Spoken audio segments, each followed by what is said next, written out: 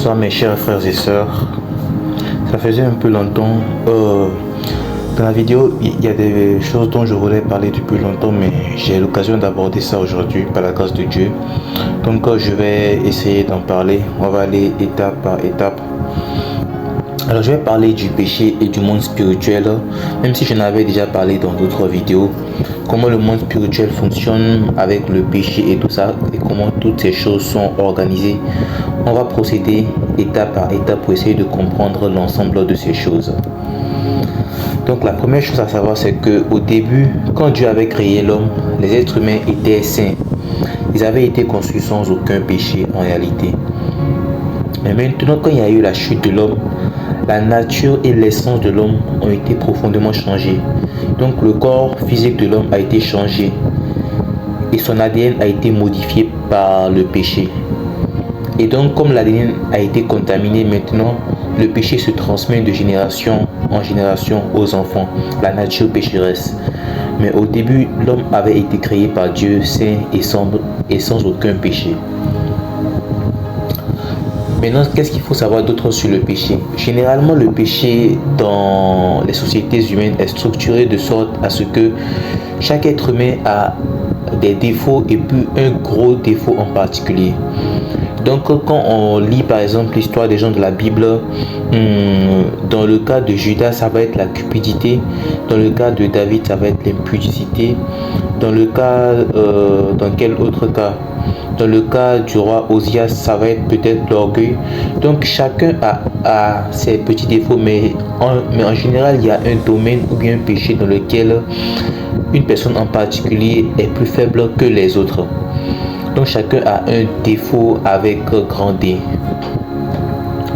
Et souvent même, il arrive qu'on est prêt à juger les autres pour leurs défauts, mais pourtant nous-mêmes, on a du mal à nous condamner pour nos propres défauts. Donc la Bible dit que le cœur de l'homme est tortueux par-dessus tout et il est méchant, personne ne peut le connaître. Oui. La vérité c'est que en tant que chrétien, tu ne peux pas toi-même bien connaître tes faiblesses si Dieu ne te les a pas révélées. Par exemple, lorsqu'on prend l'exemple de Pierre, Pierre ne savait pas qu'il était capable de renier Jésus. Il comptait sur sa propre force, mais quand la tentation et l'épreuve est venue, on sait comment ça s'est passé. Donc le cœur de l'homme est tortueux. Et tu peux avoir de bonnes intentions, mais si ce n'est pas la grâce et la force de Dieu, tu ne vas pas t'en sortir. Donc ça, c'est un autre exemple que je vais donner. La tentation permise par Dieu, quand il s'agit du péché, la tentation que Dieu permet varie en fonction de la capacité de chaque homme. Parce que la Bible dit que Dieu ne va pas nous tenter au-delà de ce que nous avons la capacité d'endurer. Donc je prends l'exemple du péché de la cupidité, n'est-ce pas? Tu vois par exemple Julia qui a une force de niveau 1 dans ce domaine en particulier. Donc c'est une personne qui peut tomber facilement sous le péché de la cupidité. Donc elle est soumise à une tentation de $1000. Parce que Dieu sait que ça c'est peut-être le niveau maximum qu'elle peut supporter. Maintenant tu vois quelqu'un qui a une force de niveau 2. Comme Anna, et puis elle est soumise à une tentation d'un niveau de $100 000 parce que c'est le niveau qu'elle peut aussi supporter. Et puis tu vois quelqu'un qui s'appelle Lily qui a une force de niveau 3 qui est vraiment forte dans le domaine et qui sait bien se contrôler. Elle peut supporter une tentation de niveau 3, une offre de $10 millions. Donc ce que Dieu te permet de supporter comme tentation varie en dépend, ça dépend de ta propre force. Donc souvent quand j'entends les gens dire Seigneur, donne-moi l'onction de telle personne, il faut comprendre que quand tu demandes l'onction à Dieu, tu vas aussi avoir les mêmes tentations que la personne. Et est-ce que toi tu penses que tu es capable de ça? Pierre pensait qu'il était capable de certaines choses, mais c'est quand l'épreuve est venue qu'il a su qu'il ne pouvait pas. Donc il faut plutôt te concentrer toi-même sur tes propres forces et faiblesses et demande à Dieu de te dire sa volonté pour ta propre vie. Aucune tentation ne vous est survenue qui n'a été humaine et Dieu qui est fidèle ne permettra pas que vous soyez tentés au-delà de vos forces. Mais avec la tentation, il préparera aussi le moyen d'en sortir afin que vous puissiez la supporter. Ça, c'est la promesse de Dieu. Alors, Maintenant, quand il s'agit du péché, nous devons comprendre que l'univers est organisé entre deux mondes. Il y a d'un côté le monde physique et il y a de l'autre côté le monde spirituel. Le monde physique est régi par des lois naturelles. Les sociétés humaines ont leur système juridique, leur système socio-économique et puis tout ça. Donc il y a des lois qui régissent le monde physique. Le monde physique est complètement déconnecté du monde spirituel. Ce qui signifie qu'il n'existe aucun instrument que tu puisses utiliser en tant que scientifique pour détecter un fantôme ou un esprit. C'est seulement par la magie que les gens arrivent à faire ça, soit par la révélation de Dieu, la voyance, ou bien soit par la magie. Mais le monde physique est entièrement déconnecté du monde spirituel. Et le monde spirituel aussi a ses propres lois. Et souvent, les gens pensent que le monde spirituel c'est un seul ensemble, alors que non. Je ne sais pas comment je vais bien expliquer ça, mais je pense qu'il y a notre monde physique que nous avons ici, et puis il y a aussi d'autres mondes physiques comme le nôtre. En fait, c'est un peu comme une sorte de multivers. Et le monde spirituel est fragmenté en plusieurs dimensions et chaque dimension a ses propres lois et est régie par ses propres systèmes. D'accord? Chaque dimension du monde spirituel a ses propres lois. Et les créatures du monde spirituel peuvent influencer le monde physique, mais le contraire n'est pas du tout possible. Parce que nous, on ne peut pas interagir en tant qu'humain avec le monde spirituel à partir de notre corps physique. Donc, par exemple, le cas des sorciers, c'est seulement quand ils ont accès à leur troisième œil et leur corps spirituel qu'ils sont capables d'interagir avec le monde astral, avec le monde spirituel. Donc, chaque dimension spirituelle a ses propres lois et puis ses propres systèmes. Donc, les lois du monde spirituel rendent possible des choses qui ne sont pas possibles dans le monde physique. Comme par exemple, je prends l'exemple de la métamorphose. Pour ceux qui ont suivi certaines des vidéos de ma chaîne Le Chrétien Tchadien, vous savez que les sorciers ont la capacité de métamorphoser leur corps invisible. Ils peuvent passer d'une forme humaine à la forme d'un animal. Un chat, une souris, un rat, mais ça physiquement ce n'est pas possible avec le corps physique. Mais c'est possible dans le monde spirituel parce que le monde invisible est régi par des lois différentes, des systèmes différents. Les lois ne sont pas les mêmes que celles de notre monde physique. Et la télépathie est aussi possible dans le monde spirituel parce que les corps spirituels fonctionnent de façon entièrement différente. Donc chaque monde a ses propres lois et il y a des lois qui permettent des choses qu'on ne peut pas accomplir dans le monde physique. Maintenant, ce qu'il faut savoir, c'est que chaque fois qu'un être humain naît, en fait, Dieu assigne un ange à cette personne. Mais Satan aussi assigne un démon à cette personne. Et le nombre n'a jamais été un problème. Parce que moi, je pense qu'il y a le nombre d'anges dans le ciel là, c'est un nombre tellement élevé que l'être humain ne peut pas le concevoir. Donc chaque être humain qui naît, Dieu lui assigne un ange pour le surveiller et puis le guider et puis le protéger. Et Satan lui assigne aussi un démon pour essayer de détruire sa vie et l'amener vers l'enfer. Alors, maintenant, on va commencer à parler un peu de la possession démoniaque. Qu'est-ce qu'il faut savoir par rapport à la possession démoniaque? Souvent, les démons sont attirés par les gens de même nature qu'eux. Ça peut peut-être vous surprendre, mais c'est la vérité.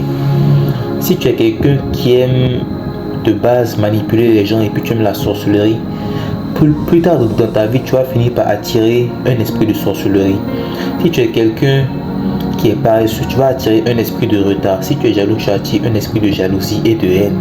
Et si tu es impudique, tu attires un esprit d'impudicité. Donc souvent, les démons sont attirés par les gens de même nature qu'eux. Parce que ça rend leur tâche beaucoup plus facile. Ça rend l'influence de la personne beaucoup plus simple. Et le péché, ça donne des droits légaux au diable sur la vie des gens. Ce qu'il faut comprendre, c'est que la justice de Dieu, elle est universelle. Donc si Dieu est juste, il est obligé d'être juste aussi avec Satan. Et souvent quand tu pêches, Satan peut se présenter devant Dieu pour faire des pétitions à Dieu et lui réclamer certains aspects de ta vie. Peut-être qu'il y a des choses que Dieu avait prévues pour toi, mais comme il voit que tu vis dans le péché, il retarde ces choses pour te protéger. Et les sorciers peuvent en profiter aussi. Peut-être que tu étais censé, je ne sais pas, être déjà à un certain niveau dans ta vie relationnelle, dans ta vie financière. Mais comme tu ne veux pas abandonner certains péchés, ça donne légalement le droit à certains sorciers de prendre ton étoile et puis de s'en servir pour leur propre développement. Si tu te répands, Dieu peut te le rendre, mais il faut comprendre que c'est comme ça. Le péché, ça donne des droits légaux à Satan sur la vie de l'être humain. Et quand un esprit habite dans le corps de quelqu'un, il est là pour détruire la vie de la personne et surtout pour l'éloigner de l'évangile au maximum. Alors, qu'est-ce que j'appelle le cycle du péché? Il faut comprendre que le péché, ça ne reste jamais au même niveau. En tout cas, si on décide de l'entretenir. Donc, je prends l'exemple, par exemple, le niveau 1. Supposons qu'il y a quelqu'un qui a des troubles avec le péché du plaisir personnel, de la masturbation. Quand la personne ne travaille pas sur ce défaut, ça évolue et puis ça devient autre chose. Et après ça, ça attire aussi des esprits beaucoup plus puissants. Donc si on étudie bien l'histoire du roi David, qu'est-ce qui s'est passé? D'abord, il a été tenté. Il est parti toucher la femme de quelqu'un d'autre. Je pense que c'était un viol. Et après le viol, je suppose qu'il y a des esprits bizarres qui ont commencé à l'animer. Donc même sa manière de réfléchir, sa personnalité a commencé à changer. Parce que quand un démon te possède, ses désirs deviennent tes désirs. Un peu comme un parasite.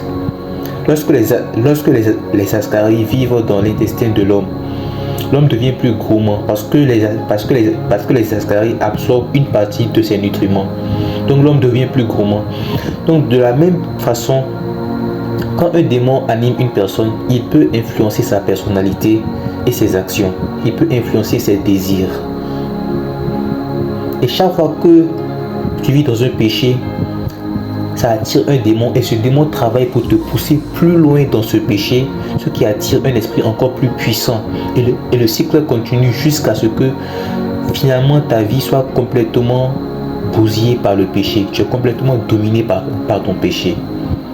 C'est ça le cycle du péché. Le péché que tu négliges ne va jamais rester au même niveau. Il va toujours évoluer constamment. Maintenant, je vais prendre quelques exemples. Donc là, je prends l'exemple de l'homme. Ça, c'est une image faite avec l'intelligence artificielle. C'est pour ça que c'est pas parfait. Donc, quand je prends l'exemple de l'homme, au début, ce que tu appelles petit péché, ça attire un petit esprit. Mais l'esprit te pousse à aller plus loin.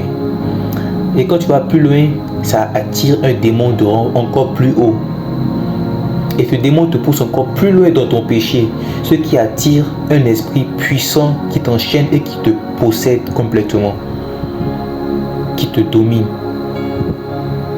La domination n'est pas à un tel point que tu ne contrôles pas ton libre arbitre, mais plus tu te tardes dans le péché et plus ta situation s'empire. C'est comme ça que le monde spirituel fonctionne, c'est comme ça que le royaume de Satan fonctionne. Et quelque chose d'autre qu'il faut savoir, c'est qu'il n'existe pas de démons généralistes dans l'empire de Satan. Parce que chacun a une spécialité qui est vraiment unique. Et je pense que c'est pour ça d'ailleurs qu'ils sont aussi efficaces. Ils sont très coordonnés. Chaque démon a une tâche bien spécifique qu'il est censé accomplir. C'est comme ça que leur monde fonctionne.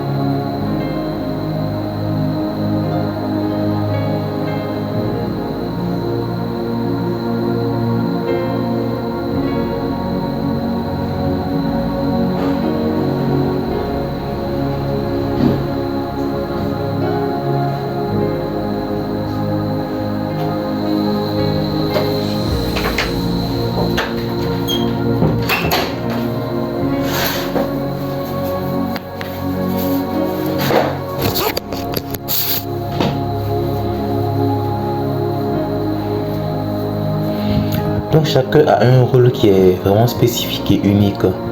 Je vais donner par exemple quelques exemples qui sont vraiment généralistes et que j'avais cités dans des vidéos précédentes. Alors je vais prendre l'exemple des esprits de retard qui provoquent la paresse, les délais et puis tout ce type de choses là. Donc eux, on les appelle les esprits de retard. Donc ça c'est une illustration encore une fois avec l'image, avec l'intelligence artificielle. Mais ce sont des esprits qui sont là pour te retarder.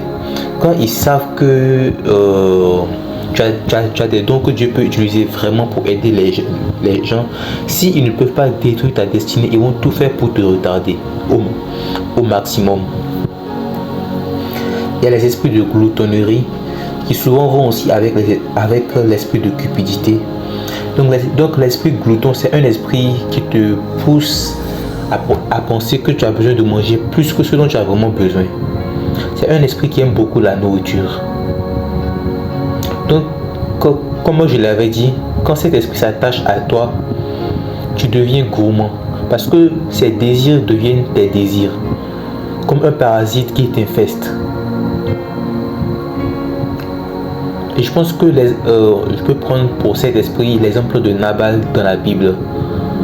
Il était en train de se goinfrer pendant que les hommes de David avaient faim et ils refusaient de partager, même pas un peu de nourriture. Donc c'est un esprit qui vient souvent avec la cupidité. L'esprit de peur, qu'est-ce que c'est? Ça c'est l'image d'un enfant qui est effrayé. C'est un esprit qui pousse les gens à vraiment avoir peur. Et c'est un esprit qui t'empêche de sortir de ta zone de confort pour faire les choses que tu es censé faire. Il va tout faire pour te maintenir en retard, en arrière et puis pour retarder au maximum ta destinée. C'est comme ça que l'esprit là fonctionne.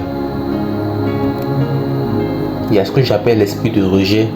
Et ça c'est un esprit qui a vraiment des méthodes spécifiques. Souvent ça arrive quand quelqu'un a subi le rejet social dans sa vie ou bien le rejet dans une relation, la douleur physique, la douleur émotionnelle, tout ça, ou bien même le rejet des parents. Donc quand quelqu'un a ce type d'esprit là, la personne est souvent complexée et la personne a une tendance à idolâtrer les autres. Elle est prête à s'humilier elle-même pour faire rire les autres et tout ça. Elle est prête à s'auto-détruire pour faire plaisir à son époux ou bien à son épouse. C'est un esprit qui rend les gens complexés. Et souvent quand tu as ce type d'esprit, tu vas voir que quand tu rêves, tu vas voir souvent que tu as l'impression d'être oublié par les gens dans tes rêves. Tu as l'impression que les gens que tu cherches à rattraper pour leur parler fuient loin de toi. Ou bien tu as aussi l'impression que parfois quand les professeurs citent les noms des gens, ils t'oublient, ils font comme si tu n'existes pas. C'est le type de vision et de rêve que tu auras quand tu as l'esprit de rejet. Ça c'est un autre type d'esprit qui vraiment influence les gens et les pousse à l'idolâtrie au point là où ils sont prêts à tout faire pour plaire aux autres. L'esprit de manipulation, ça c'est plutôt le contraire. C'est un esprit qui aime contrôler les gens par tous les moyens possibles. Et l'esprit de manipulation et l'esprit de rejet sont deux esprits qui coopèrent souvent ensemble. Dans la Bible, on les appelle l'esprit de Jézabel et l'esprit d'Akab. Ce sont les esprits qui animaient ces deux personnes-là. Akab, il a un esprit de rejet. Donc, quand il voit Jézabel, qui est une femme qui est dominante, il se soumet naturellement à cet esprit. L'esprit de Jézabel, c'est un esprit de sorcellerie et qui aime manipuler et contrôler les gens par le mensonge et tout ce type de choses-là. C'est un esprit qui déteste la vérité et les hommes de Dieu. L'esprit de manipulation. C'est-à-dire que quelqu'un qui n'a pas envie de se soumettre entièrement à Dieu et qui veut tout faire pour contrôler sa vie par ses propres moyens. C'est ça l'esprit de... C'est ça en fait la sorcellerie. Donc quand tu vois quelqu'un qui souvent aime manipuler les gens pour obtenir ce qu'il veut, cette personne a déjà un pied dans la sorcellerie. Là, ce qu'on appelle les esprits marins, le royaume des eaux en général, sa spécialisation c'est le péché sexuel. Tout ce qui touche à la reproduction humaine et à la cellule familiale, ça c'est la spécialisation de l'esprit, des esprits des eaux. Donc souvent quand les gens souffrent avec le péché de l'impudicité, quand Dieu va te montrer des visions sur ces personnes-là, tu vas voir que il y a des créatures marines qui sont impliquées dans ces visions. Ou bien soit la personne est proche d'un cours d'eau, une rivière, un lac, ou bien des choses comme ça. Ou bien soit la personne est attachée par des sirènes. Ou bien même est possédée par des poissons, par des crocodiles, des léviathans. En tout cas par des créatures marines. Donc quand tu vois souvent des créatures marines dans tes rêves et tout ça, ça c'est le monde des eaux qui est à l'œuvre. Ce sont les esprits marins. Et c'est eux souvent qu'on appelle les épouses de nuit ou bien les époux de nuit. Alors maintenant on va parler des systèmes légaux des cieux et les conséquences du péché. Donc le ciel a ses systèmes légaux. Alors qu'est-ce que c'est que les pétitions et les réclamations? Les réclamations, on peut dire que c'est ce que Satan fait comme réclamation à Dieu pour obtenir certains aspects de ta vie. Moi, je pense que le cas de Dieu, c'est un exemple. Job, bien qu'il était innocent, Satan est venu réclamer à Dieu certains aspects de sa vie. Et Satan n'a pas cherché immédiatement à attaquer Job sur son état actuel. Mais Satan a cherché plutôt à dire à Dieu que Job sert Dieu uniquement parce qu'il est ceci, cela. Maintenant, Dieu aussi a permis que l'épreuve arrive. Je pense que quand Dieu a permis cela, c'était pour amener Job à un niveau encore plus élevé d'intimité avec son Créateur. Donc les réclamations, c'est tout ce que l'ennemi demande à Dieu par rapport à ta vie. Ça peut toucher plusieurs domaines différents de ta vie. Les droits qui sont concédés à Satan sont souvent proportionnels à l'ampleur du péché commis. Donc quand on parle de péché, plus le péché que tu as fait est grave et plus Satan va parvenir à obtenir des droits sur ta vie. C'est comme ça que ça fonctionne. Il y a des choses même qui sont irréversibles. Quand tu as atteint un certain niveau de péché, Dieu te pardonne, mais les conséquences sont là devant toi. Tu es obligé d'y faire face. Tu es obligé d'y faire face. Donc souvent les droits que Satan obtient sur la vie des humains sont proportionnels à l'ampleur de leur propre péché. C'est comme ça que ça fonctionne.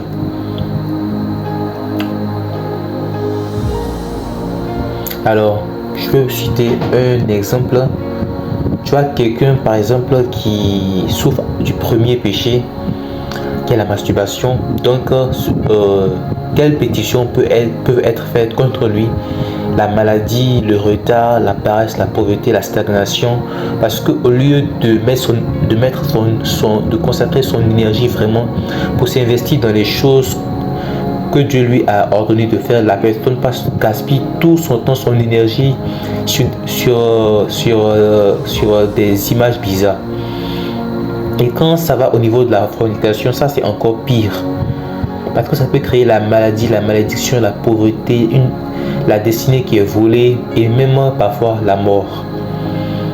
Il y a des chrétiens qui sont morts pour avoir couché avec les mauvaises personnes. Parce qu'il y a des gens dans ta vie qui viennent avec un esprit, qui viennent avec une mission. Dès qu'ils vont te toucher sexuellement, à moins qu'il n'y ait vraiment une prière de délivrance, ta vie est finie, ta vie est foutue. Sauf si toi-même tu te répands vraiment et puis que tu demandes à Dieu de te délivrer, ta vie est souvent foutue. Donc plus le péché est important dans son ampleur, plus ce que Satan peut faire comme dégâts dans la vie de quelqu'un est élevé. Oui, c'est vrai, tous les péchés sont des péchés, mais tous les péchés n'ont pas les mêmes conséquences. Et comme je l'ai dit au début, ce que les gens appellent petit péché, quand tu ne travailles pas sur ça, va devenir un grand péché plus tard. Le vol, quelqu'un qui vole 1000 francs va voler 10 000 francs, 100 000 francs demain. Maintenant, qu'est-ce que sont que les hôtels? Donc un hôtel, c'est une structure qui est érigée dans le monde physique ou dans le monde spirituel. Et cette structure est attachée par contrat à un démon qui est invité à mener un certain type d'action dans la vie de quelqu'un. Donc quand on dit que par exemple quelqu'un au village a dressé un hôtel contre ta vie, Ça veut dire qu'il a rattaché un démon à cet hôtel-là, ou bien même une légion de démons. Et leur tâche, c'est d'étudier ta vie pour voir comment ils vont faire pour détruire ta vie au maximum. Ça, c'est ce qu'on appelle un hôtel. Et souvent, quel péché je peux donner? Par exemple, il y a plusieurs portes d'entrée pour les hôtels. Mais souvent, un hôtel qui n'est pas basé sur des droits légaux ne fonctionne pas puissamment. Donc quand les sorciers ou bien les démons veulent dresser des hôtels contre ta vie, ils vont voir dans quel domaine tu es encore dans le péché, et c'est à partir de ça qu'ils vont essayer de t'atteindre. Si ton péché c'est l'immoralité sexuelle, à partir de ta semence qui est collectée dans le monde spirituel, les gens peuvent dresser des hôtels contre toi pour retarder ta destinée. À partir de ta semence. Si ton péché c'est quoi? Peut-être que tu es quelqu'un qui aime emprunter de l'argent et qui n'aime pas rembourser, même quand tu as les moyens de rembourser, sans que cela ne t'empêche de vivre normalement. Si tel est ton cas, à cause de toutes ces dettes-là, les gens peuvent élever des hôtels contre toi pour créer la misère dans ta vie. Voilà pourquoi Dieu dit de rembourser les dettes. Parce que si tu ne rembourses pas, légalement, la personne peut s'en servir contre toi.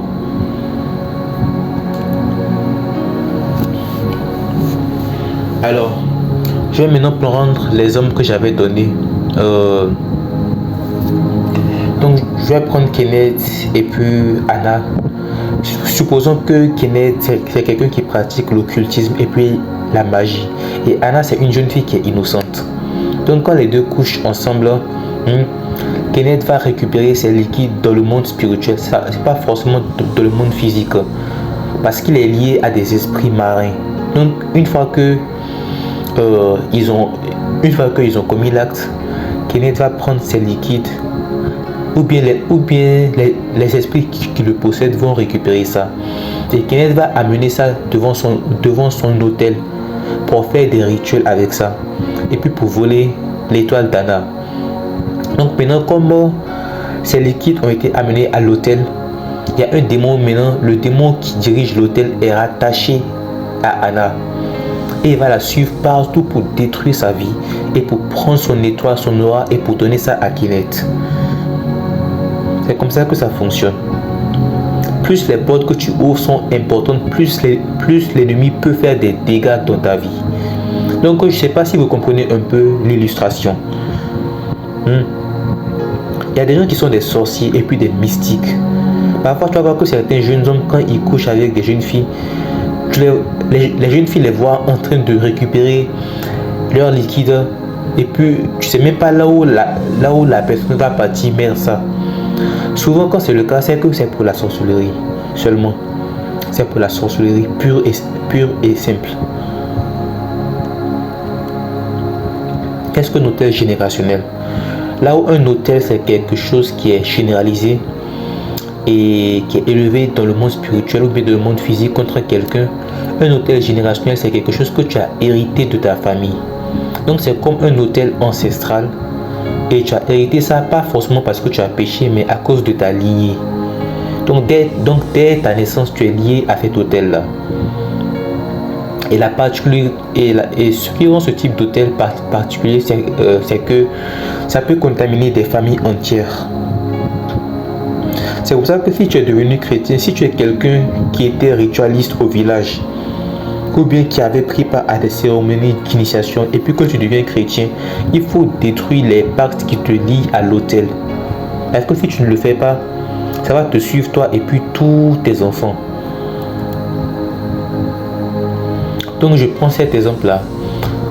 Je prends l'exemple d'un esprit de débauche, n'est-ce pas? Julie signe un contrat pour réussir avec ses affaires. Et selon le contrat, elle doit coucher vraiment avec beaucoup d'hommes pour pouvoir prendre leurs étoiles. Une des clauses du pacte stipule que l'une des descendantes héritera de l'esprit de débauche et puis de divorce. Donc souvent quand les gens signent des rituels occultes là, il y a ceux qui savent et puis il y a ceux qui ne savent pas. Il y a beaucoup de choses qu'on ne leur dit jamais. Il y a des esprits qui vont être transmis à tes enfants automatiquement.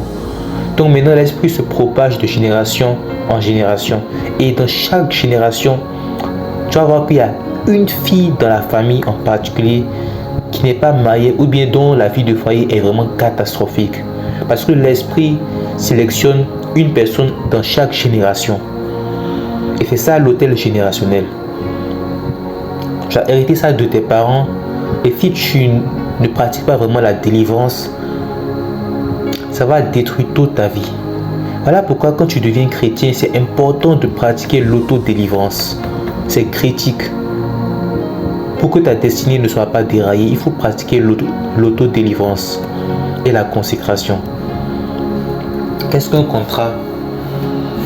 Un contrat, c'est un peu comme un accord auquel un humain peut être soumis consciemment ou inconsciemment à cause de son péché, ou bien aussi à cause de la sorcellerie ou du combat spirituel.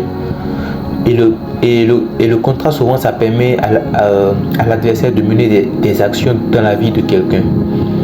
Mais plus tard, je vais partir en détail. En fait, un contrat et un pacte, c'est dans le même domaine, mais le contrat, ça a souvent moins de puissance que le pacte. Donc, je prends un exemple là. Supposons que Léa est une sorcière et puis Alex est un chrétien, mais sa vie de sanctification n'est pas parfaite, n'est-ce pas? Donc si Léa veut envoûter Alex, qu'est-ce qu'elle fait? Soit dans la vraie vie ou bien soit en rêve, elle va se projeter hors de son corps dans le monde spirituel pour offrir de la nourriture à Alex. Et si Alex mange la nourriture, il est maintenant lié par contrat à Léa et puis à ses dieux. Même si il ne comprend pas le sens du rêve.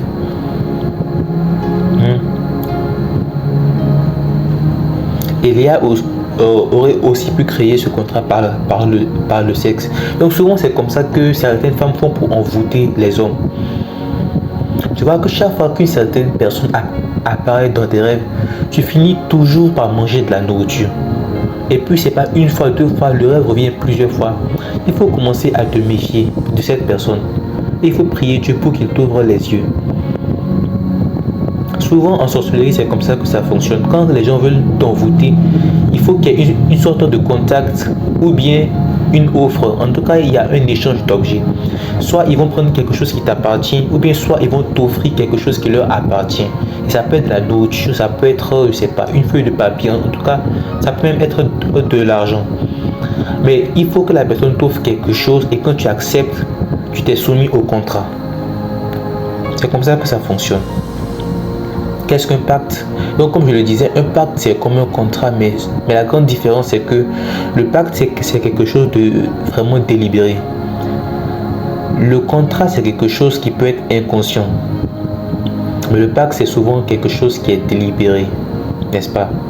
Donc quelqu'un qui s'en va voir un démon, un féticheur ou bien un marabout et puis qui signe un pacte pour se dire vraiment qui va pour avoir la réussite et puis tout ça, c'est ce qu'on appelle un pacte.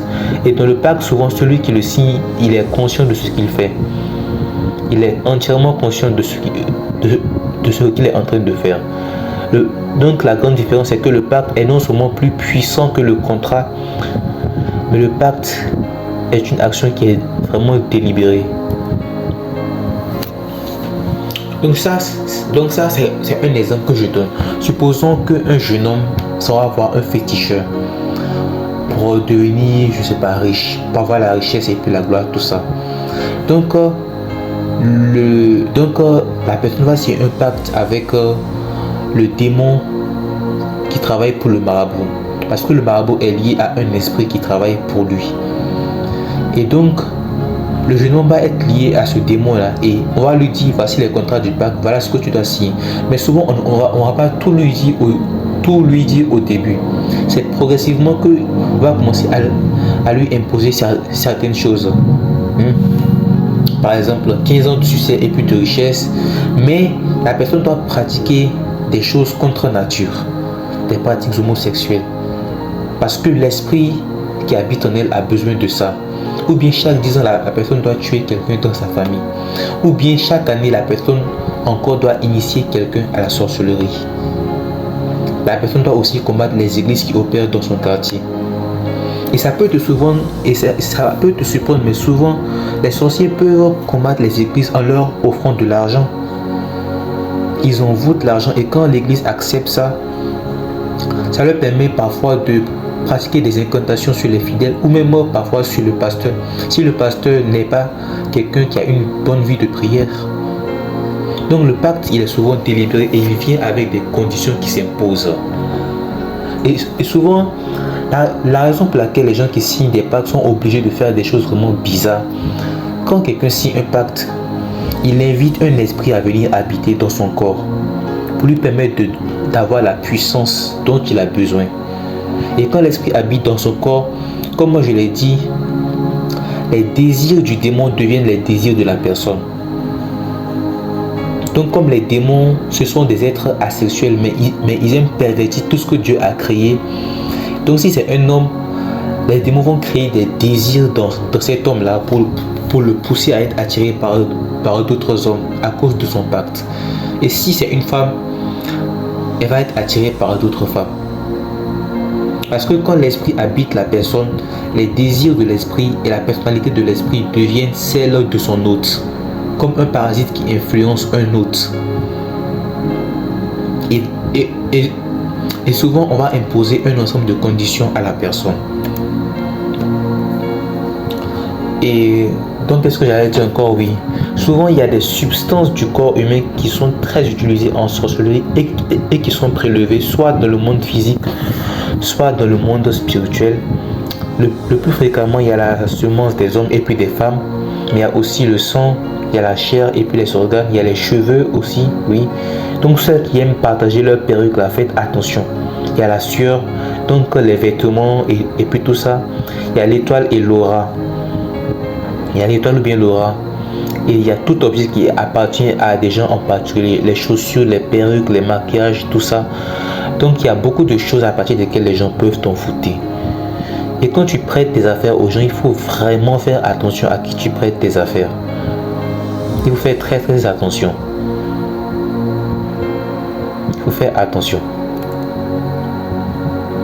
Maintenant, j'ai parlé du péché, donc je vais parler maintenant des forces qui influencent les êtres humains, n'est-ce pas? Les forces qui influencent l'histoire de l'être humain. Parce que souvent, les gens aiment accuser Dieu de tout, mais la réalité est beaucoup plus nuancée. Il faut comprendre que... Attendez, je vais... Ok.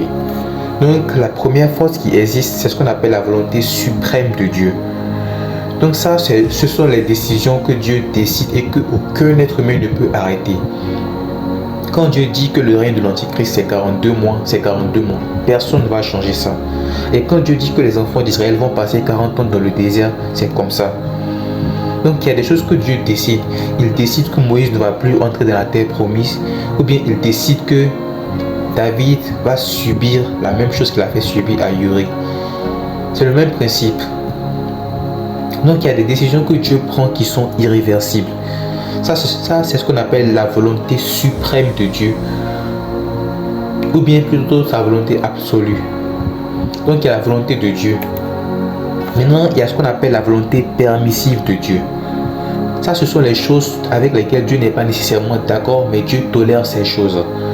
Il faut comprendre que Dieu a créé l'homme avec le libre arbitre. Donc souvent Dieu permet à l'homme de faire ses propres choix, de faire ses propres erreurs et d'apprendre progressivement au fur et puis à mesure. Donc ça c'est ce qu'on appelle la volonté permissive de Dieu, ce que Dieu permet à l'homme de faire. Là, donc je prends par exemple le cas de la rébellion de Satan contre Dieu. Ça c'est un exemple de la volonté permissive de Dieu. Si Dieu voulait arrêter Satan, il l'aurait fait immédiatement. Mais comme Dieu a donné à Satan le choix du libre arbitre, il laisse le diable faire ce qu'il veut pendant un certain temps. La volonté permissive de Dieu. Donc quand on dit si Dieu existe, pourquoi il y a tout ça, et puis il y a tout ça dans le monde, il faut comprendre que si on doit appliquer cette logique jusqu'au bout là, si tu veux vraiment que Dieu détruise les méchants, c'est que toi-même le jour là où tu vas pécher, Dieu va te détruire sans aucune pitié. Si on doit appliquer cette logique, seuls les enfants qui sont innocents et quelques rares adultes vont être laissés vivants sur la surface de la terre. Donc il y a des choses que Dieu permet, mais il n'est pas d'accord avec ces choses, mais il les permet. Ça, c'est la volonté permissive de Dieu. Maintenant, il y a aussi ce qu'on appelle la volonté de Satan. Donc ça, c'est tout ce que Satan a prévu de faire au monde. La volonté du diable, son calendrier et puis son agenda pour la race humaine. Ça, c'est la volonté du diable, n'est-ce pas? Et finalement, il y a ce que j'appelle le libre arbitre de l'homme. Ça, c'est la quatrième force qui influence le monde. Le libre arbitre de l'homme. Parce que Dieu a créé l'homme avec le libre arbitre. Et Dieu a donné la terre à l'homme. Et souvent, tu vas constater que quand Dieu veut agir sur terre, il utilise toujours les êtres humains. Donc, Satan n'a pas la permission de faire quoi que ce soit à l'être humain sans la permission de Dieu. Et pour que Dieu donne sa permission, il faut que l'homme lui-même soit d'accord. Comment les gens peuvent être d'accord avec Satan? Quand par exemple les rois de village et puis tout ça vont faire des rituels pour le pouvoir, quand les gens vont faire des rituels pour le pouvoir, tout ça, ce sont les humains qui donnent à Satan le droit de faire ce qu'il veut sur la terre.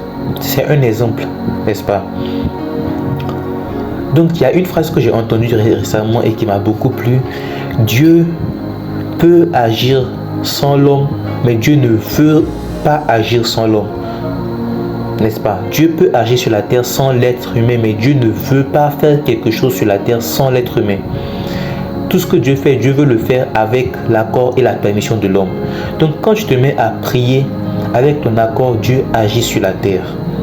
C'est pour ça que la prière est importante comme ça dans la vie chrétienne. Parce que si tu ne pries pas et que Satan fait ce qu'il veut, Dieu tire la conclusion que tu n'as pas envie d'arrêter Satan. Donc bon, il te laisse faire. Et puis il le laisse faire, n'est-ce pas? C'est comme ça que ça fonctionne. Donc il y a le libre arbitre de l'homme. Et souvent, Dieu, quand il veut agir sur terre, il va passer par l'homme. Si l'homme veut qu'il y ait changement, il y aura changement. Mais si l'homme ne veut pas, Dieu ne va pas le forcer. Parce que l'être humain est celui à qui Dieu a remis les clés de la terre. Maintenant, je vais prendre un exemple pratique de ces 4 types de forces. Voici l'objectif de Dieu. Les enfants d'Israël doivent entrer dans la terre promise. N'est-ce pas? La volonté de Dieu, c'est quoi? Les enfants d'Israël doivent entrer dans la terre promise. Mais maintenant, qu'est-ce que Satan veut faire? Satan, lui, il veut que les enfants d'Israël n'entrent pas dans la terre promise. Donc, soit il doit empêcher ça d'arriver, ou bien soit il va retarder ça au maximum. Et maintenant, il y a le choix de l'homme. Ils ont choisi la rébellion et puis la désobéissance. Ils ont tenté Dieu 10 fois. Les idoles d'or, la caille, l'eau, la manne. Ils ont tenté Dieu plusieurs fois. Chaque fois, Dieu les répondait par des miracles. Mais à chaque fois, ils continuaient à s'endurcir. Donc, en Nombre 14, ça c'est quand ils ont franchi le point de non-retour.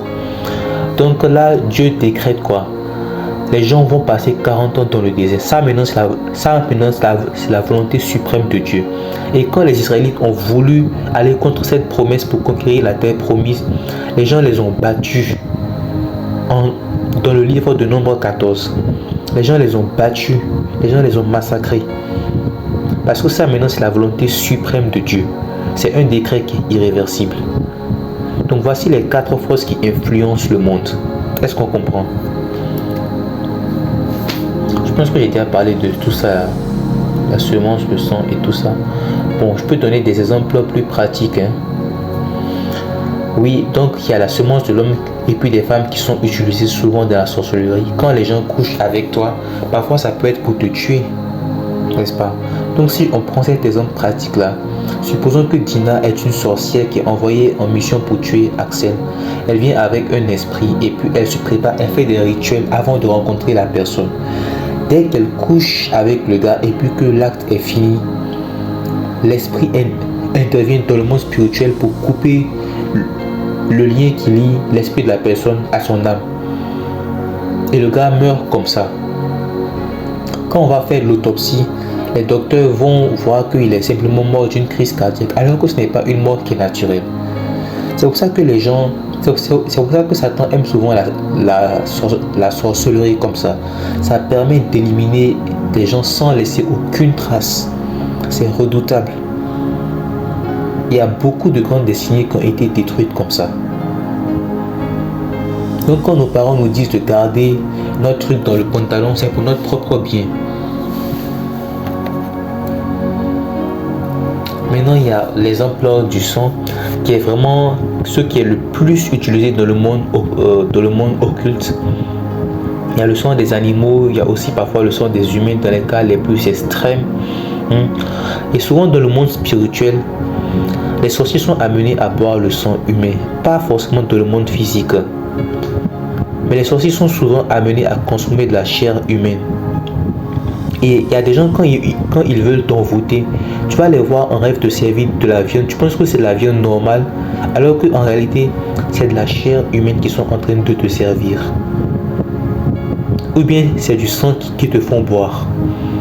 Est-ce que c'est comme ça qu'eux-mêmes, ils acquièrent leur puissance occulte? Donc quand les sorciers veulent devenir puissants, ils invitent des démons à habiter dans leur corps physique et dans leur corps spirituel. Mais maintenant, pour nourrir ces démons, ils sont obligés, soit dans le monde physique ou bien soit dans le monde spirituel, de consommer une certaine quantité de sang humain. Et quand souvent il y a les grands cataclysmes à grande échelle, le sang peut être collecté parce que c'est une source d'énergie pour le royaume de Satan. En fait, j'ai déjà expliqué dans une vidéo que le sang, ça représente pour la civilisation du monde de Satan ce que le pétrole représente pour la civilisation humaine. Le sang est pour Satan ce que le pétrole est pour les êtres humains. Donc ça a vraiment beaucoup d'utilité. Et Dieu même dit quoi? Dieu dit que l'âme d'un être vivant est dans son sang. Donc en quelque sorte, quand les gens boivent le sang, c'est un peu comme s'ils boivent l'essence ou bien l'énergie d'une autre personne, n'est-ce pas? Maintenant, pourquoi est-ce que souvent ils ont besoin de sang pour agir? Il faut comprendre que quand Satan était encore dans le ciel, tous les anges étaient rattachés à Dieu, donc leur puissance leur venait de Dieu. Mais quand ils ont chuté, ils ont perdu ce lien naturel. Donc maintenant, ils ont besoin d'une autre source d'énergie, d'un type d'énergie qui correspond plus à leur nature. Donc ils vont faire le mal, causer de la souffrance des morts et tout ça. Et ils récoltent le sang pour boire le sang. Parce que Nombre dit que l'âme d'un être vivant est dans le sang. Donc ils boivent l'énergie des gens, ils boivent l'âme des gens. Voilà ce que le sang représente pour eux. Et les démons les plus puissants, tu vas voir que plus un démon est puissant, et plus quand les marabouts veulent l'invoquer, ils doivent tuer des moutons, des bœufs en grande quantité. Plus un démon est puissant, plus il a besoin de sang pour agir. Et plus le démon a besoin de sang. De sang soit d'animal ou bien même parfois du sang humain. Parce que c'est ça sa nourriture, c'est ça son salaire. Il vient pour faire le travail, mais il a besoin d'un salaire de sang pour faire bien le travail. C'est comme ça que ces choses-là marchent. Il y a aussi la sueur qui contient l'ADN des gens. Donc si par exemple toi tu as une amie qui est mal intentionnée ou bien qui est vraiment jalouse de toi, et puis que par erreur tu lui offres tes vêtements, elle va prendre ça pour faire des rituels sur ta vie. Donc affaire de donner les vêtements aux gens là, il faut quand même se méfier. Si tu veux, tu achètes un autre habit pour la personne, mais afin de partager les vêtements, il faut vraiment savoir se méfier.